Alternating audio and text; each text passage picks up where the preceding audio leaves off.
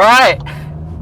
So Saturday night was a special day for British MMA. We now have our second ever UFC champion of the world, and his name is Leon Rocky Edwards.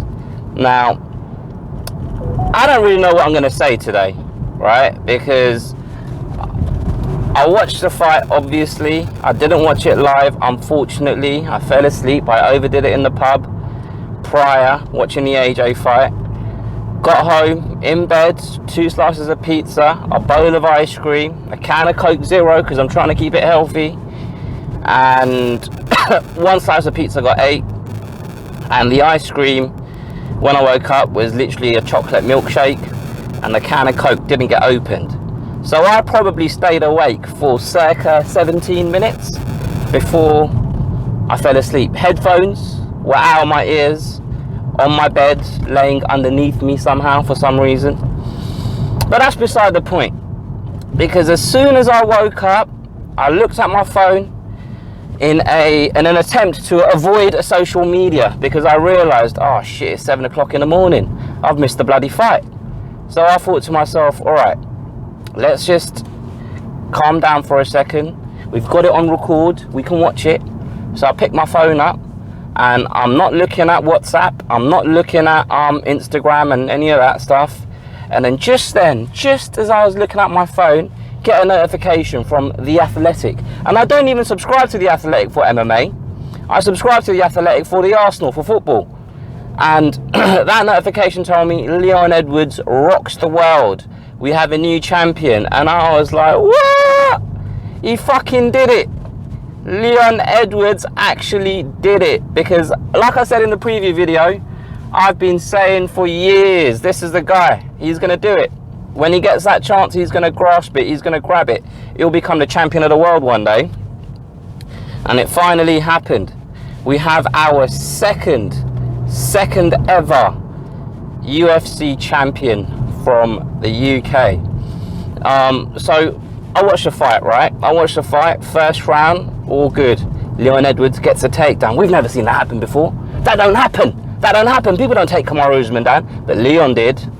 Leon took him down. Leon got his back. Was working that rear naked choke, but didn't manage to get it in. Round ends. And then as the fight progressed, 2nd, 3rd and 4th rounds all looked very similar, where Kamaru Usman was pushing Leon back against the cage. Kamaru Usman was more active with the strikes. Leon was tentative.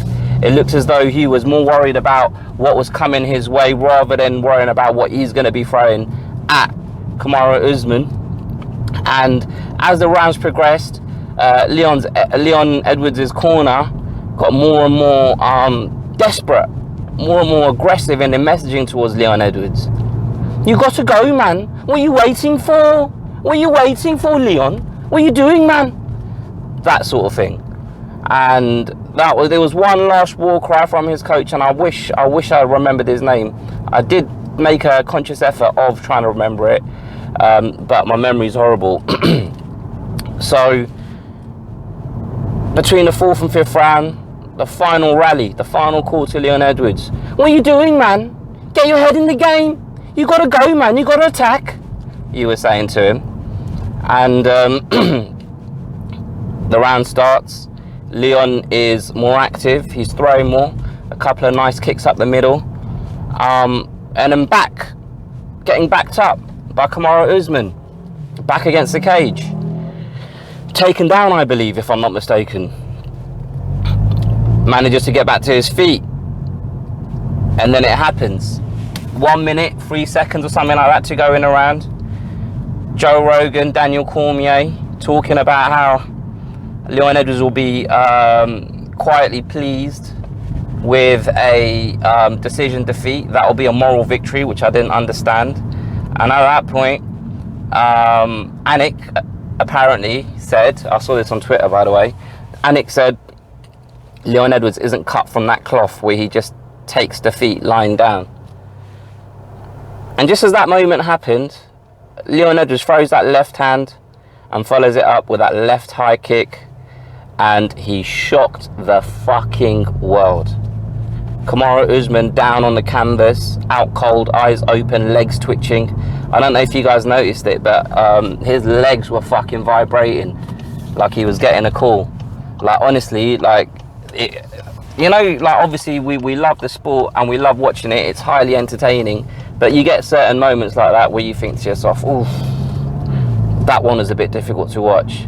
At the same time, it wasn't difficult to watch because I really wanted Leon Edwards to win, but obviously you don't want anyone to get hurt, you know, like, to that extent.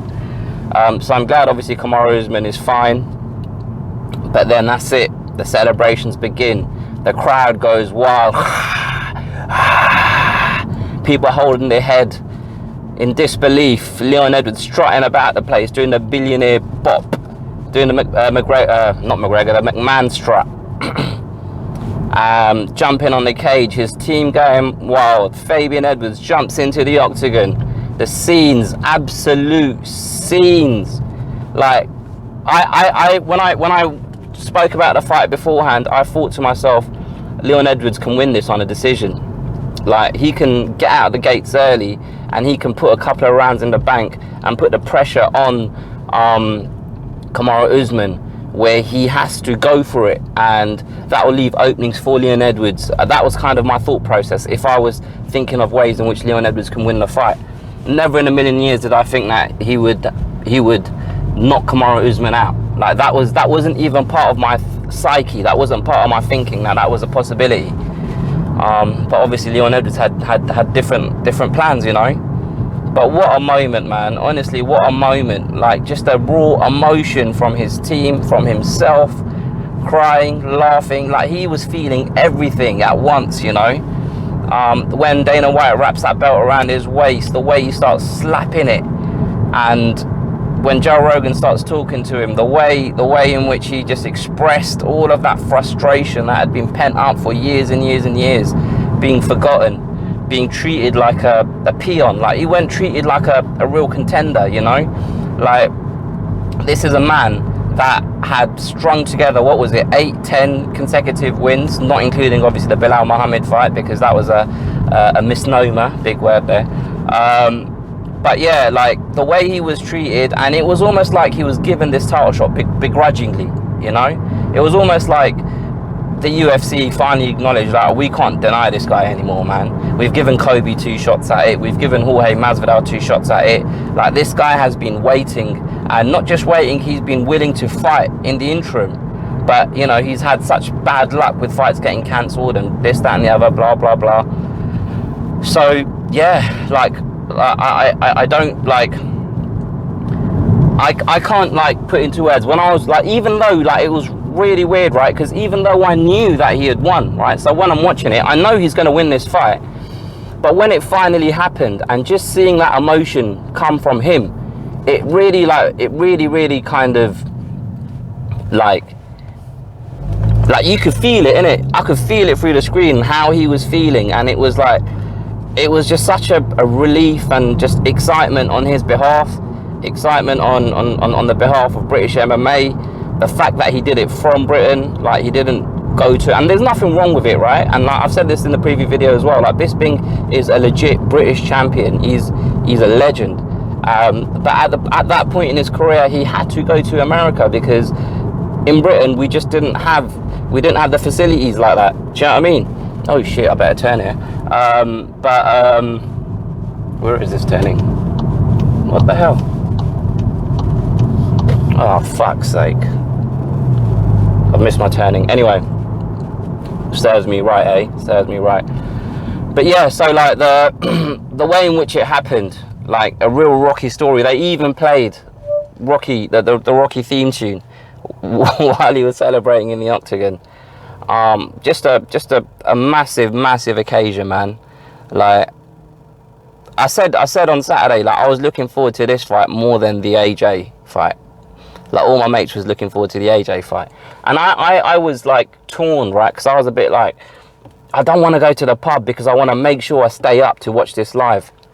And then, obviously, I love a sesh. So I had to, like, I didn't listen to myself. And I went out and I ended up drinking more than I wanted to drink. And I missed it. I didn't watch it live. But, like, just watching just just watching the way it all went down, and feeling that emotion through the screen. Like, honestly, man, I'm just really like happy. Like, it's nice when good things happen to good people, and Leon is one of them. He's one of them good people. So I don't really know where I'm going, by the way, so I am following the sat nav, but I'm going to a place I've never really been before. But anyway, look, I think this is it. Like, I'll probably make another video, because I just wanted to get this opportunity to talk about this fight. An old school car video. I used to do these all the time back in the day before COVID, when I used to drive to work on a daily basis, and I haven't done one of these in a while, actually. It feels good. Sun shining, Arsenal are winning, top of the league, Leon Edwards is champion of the world. Life is good at the moment. Life is good. One thing I just quickly do want to say about Leon Edwards is I feel like he's obviously supremely confident in his own abilities, right? But I feel like when he's in the heat of the moment, when he's in that fight, like it feels as though he worries, and I said this earlier on in the video, he worries too much about what his opponent is doing, which takes away from his own game, right? And we saw what he did in the first round, and it was very, very impressive.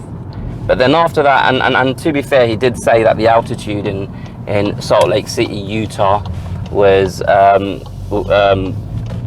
causing him some trouble, right? And he felt as though like his body wasn't reacting the way he wanted it to. But one thing that I will say is I've heard too often from Leon Edwards say that wasn't a good performance from me. That wasn't a good performance from me.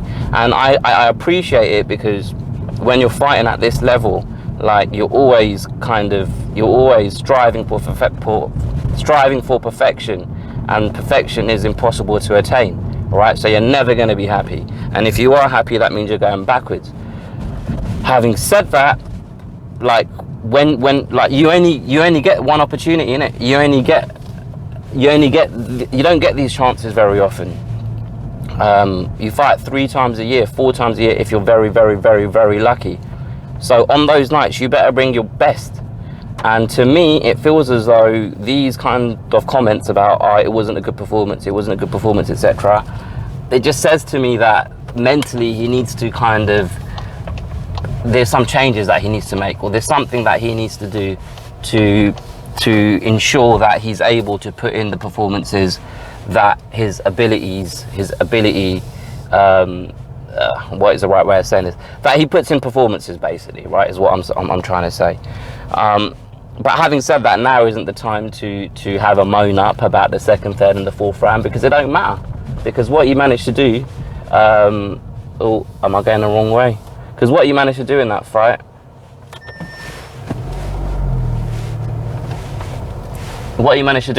is, like, honestly, like, he fought fucking,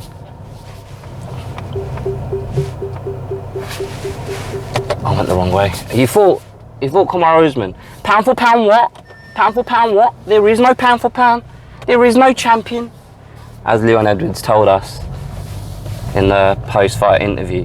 But look, I'm all over the place at the moment. I'll probably do another video after this, because I don't feel like I'm doing Leon Edwards justice by driving around in the wrong direction, making mistakes while I'm driving. That's not really how it should have been done, right? But I was just in a good mood this morning, as I'm driving to an office to get a visa so I can travel to India in a couple of weeks. But yeah, I'm here now, so I better get in the office. But look, amazing scenes, extremely happy, and well deserved for Leon Edwards. Let me know what you guys think, put your comments below, blah blah blah, etc etc. I've been Rahul J Chan, this has been the Battle Camp. Don't forget to subscribe. I'll catch you guys next time.